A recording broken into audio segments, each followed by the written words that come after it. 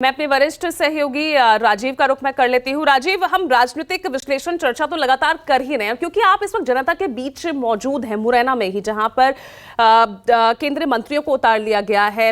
आप दामिनी विधानसभा सीट पर भी आप गए जहां से तोमर को मैदान में उतारा गया है। मैं समझना चाहूंगी जनता इस बदलाव को, जो ये दांव बीजेपी खेल रही है कि सांसदों को, केंद्रीय मंत्रियों को अब जो है विधायकी का चुनाव लड़ाना, वो किस तरह से इस बदलाव को ले रही है?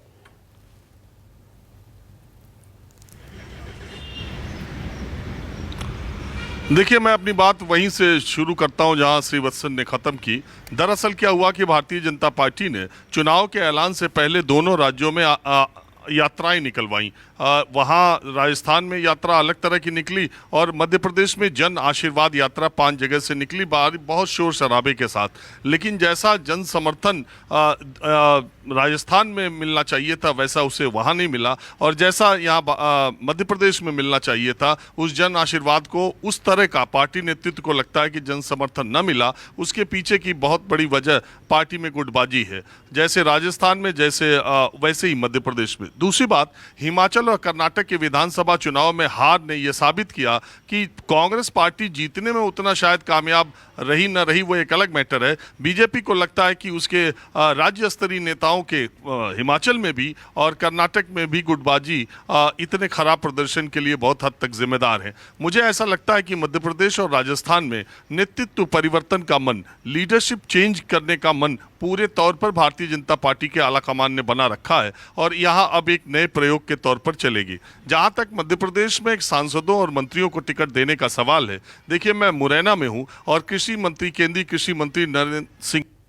यहीं से लोकसभा सांसद हैं, और जहां मैं खड़ा हूं यहां से थोड़ी ही दूर से दिमनी विधानसभा शुरू होती है, उसमें मुरैना शहर का भी कुछ हिस्सा आता है। आप एक तरह से ये देखिए, एक तो बड़ी बात यह है कि भारतीय जनता पार्टी में जो इकबाल होता है नेतृत्व का, केंद्रीय नेतृत्व का, वो साफ साफ इन दिनों दिखाई देता है। मोदी अमित शाह की जोड़ी के बाद बड़े बड़े सूरमा भारतीय जनता पार्टी के जो है वो उफ तक, आह तक नहीं भर पाते और उनके निर्देशों का और उनके जो फैसलों का सम्मान करते हैं। कैलाश विजयवर्गीय, नरेंद्र सिंह तोमर, प्रहलाद पटेल, फग्गन सिंह कुलस्ते, ये लोग, नरेंद्र सिंह तोमर 15 साल से विधानसभा का चुनाव नहीं लड़े, फग्गन सिंह कुलस्ते 35 साल से चुनाव नहीं लड़े, पिछले 30 सालों से वो लगातार सांसद हैं। लेकिन जब पार्टी ने फैसला किया, कैलाश विजयवर्गीय ने सार्वजनिक तौर पर कहा वो खुश नहीं है, बावजूद वो चुनाव लड़ने के लिए तैयार है। तो बात यह है कि, और दूसरी बात है कि भारतीय जनता पार्टी एक एक सीट को लेकर के,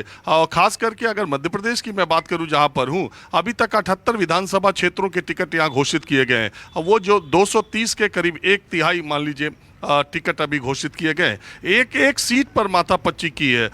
जो लोग नहीं जानते कि दिमनी विधानसभा से नरेंद्र सिंह तोमर को क्यों लड़ाया गया, तो मैं आपको बता दूं, वहाँ पर जो इसके पहले 18 में चुनाव हुआ था, वहाँ से ज्योतिरादित्य सिंधिया के एक करीबी को कांग्रेस ने टिकट दिया था, वो चुनाव जीत गए थे। सिंधिया के बागी होने के बाद उन्होंने भी कांग्रेस छोड़ के बीजेपी ज्वाइन कर ली और उपचुनाव में वो चुनाव हार गए, और रविंदर सिंह जो कि तोमर बिरादरी से ही आते हैं, तो रविंदर सिंह कांग्रेस से चुनाव जीत गए।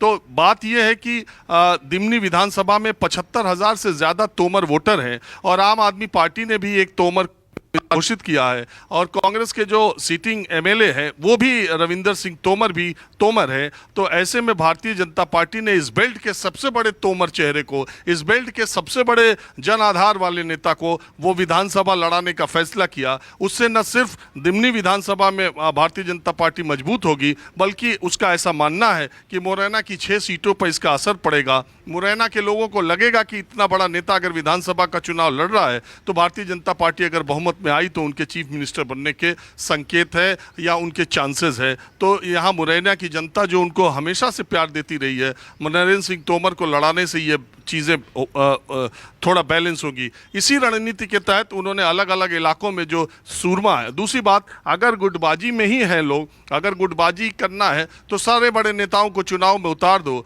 वो अपने चुनाव और अपनी सीटों को लेकर के ज़्यादा जोर लगाएंगे और उससे पार्टी को फायदा होगा, ऐसी मानसिकता है। है। इसी तरह राजस्थान में भी बीजेपी ने ये दांव आजमाया है और आप देखिएगा बहुत चौंकाने वाली लिस्ट राजस्थान से भी आएगी। अभी जो अगर आप पिछले बार की बात करें 2018 के विधानसभा चुनाव की, तो 6 अक्टूबर को 2018 में चुनाव का ऐलान हुआ था। उस हिसाब से अब एक हफ्ते और बचे हैं जब इन राज्यों की तारीखों का ऐलान हो जाएगा। तो कुल मिलाकर भारतीय जनता पार्टी 2024 के लोकसभा चुनाव से पहले इन चारों विधानसभाओं में किसी भी तरह का कोई रिस्क नहीं लेना चाहती और पूरी ताकत, वैसे तो वो हर चुनाव उसी तरह लड़ते हैं, लेकिन यहाँ पर राजस्थान और मध्य प्रदेश बहुत इंपॉर्टेंट है लोकसभा की दृष्टि से। हालांकि बहुत सारे लोग तर्क दे सकते हैं कि 2018 में सब जगह कांग्रेस जीती थी, लेकिन जब 19 का लोकसभा चुनाव हुआ तो एक सिरे से कांग्रेस साफ हो गई। लेकिन 2024 में वो स्थिति 23-24 में नहीं है। अगर ये चारों राज्यों में बीजेपी के अनुरूप परिणाम नहीं आए तो उसका सीधा असर 2024 के लोकसभा चुनाव पर इस बार शर्तिया पड़ेगा। बिल्कुल, आप बिल्कुल सही कह रहे हैं राजीव, और इसीलिए पूरी एड़ी चोटी का एक सीट पर इतना चिंतन और मंथन बीजेपी की तरफ से किया जा रहा है। रिस्क कोई यहाँ पर लेना नहीं चाहता, कोई डिफेंसिव मोड में दिख रहा है तो कोई अटैकिंग मोड में दिख रहा है। चलिए आगे से चर्चा को आगे मैं बढ़ा रही हूँ।